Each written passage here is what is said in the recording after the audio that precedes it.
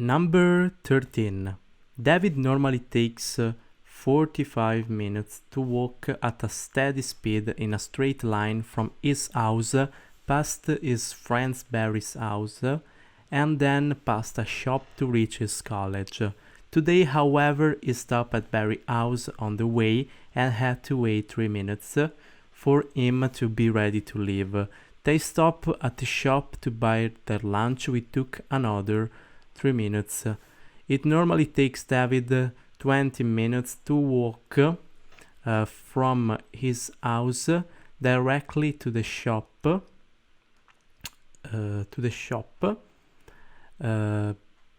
And Barry's normally takes 32 minutes to walk directly from his home to the college, and they both walk at the same steady speed.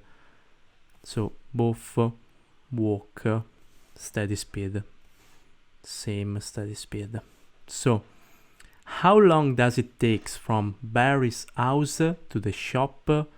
Okay, with these types of problems is helpful to represent what we have. So we have David that takes 45 minutes to arrive to his college. So this is the college, and in total, so to go from here to the college, it takes 45 minutes. But between David house and the college, there is his friend Barry house, and there is the shop. The problem is telling us that it normally takes David 20 minutes, so David takes 20 minutes to walk from his house directly to the shop. Okay.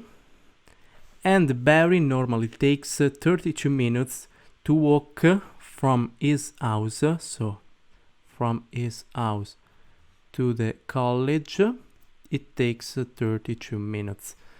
This takes 20 minutes, okay. So we can see that we need to find the time it takes Barry, it takes the friends to walk from Barry's house to the shop. So we need to find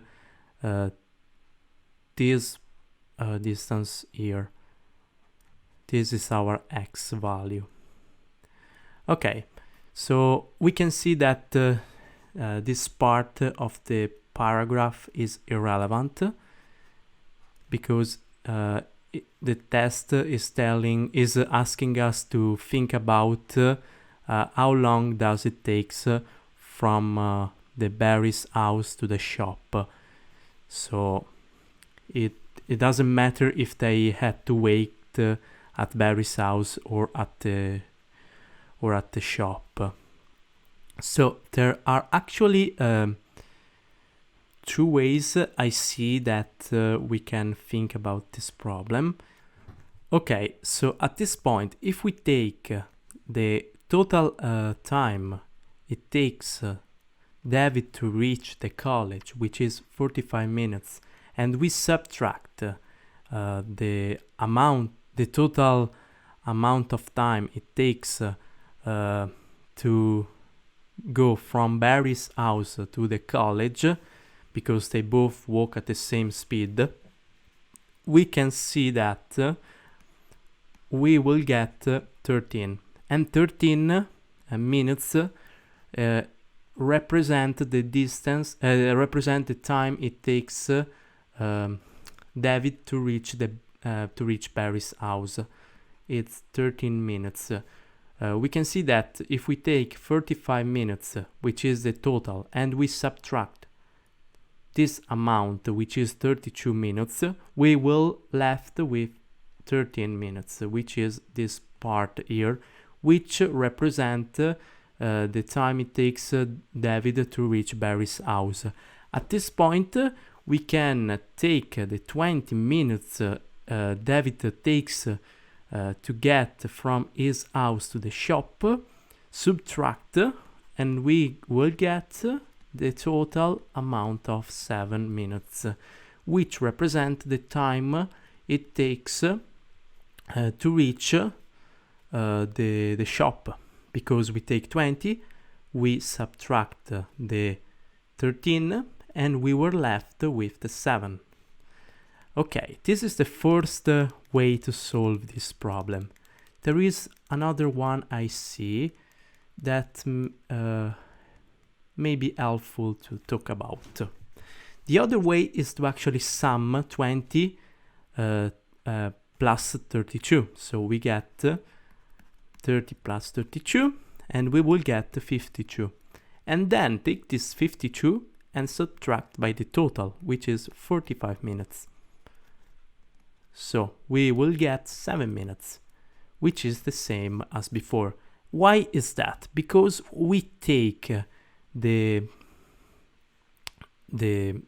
52, which represent all of this area.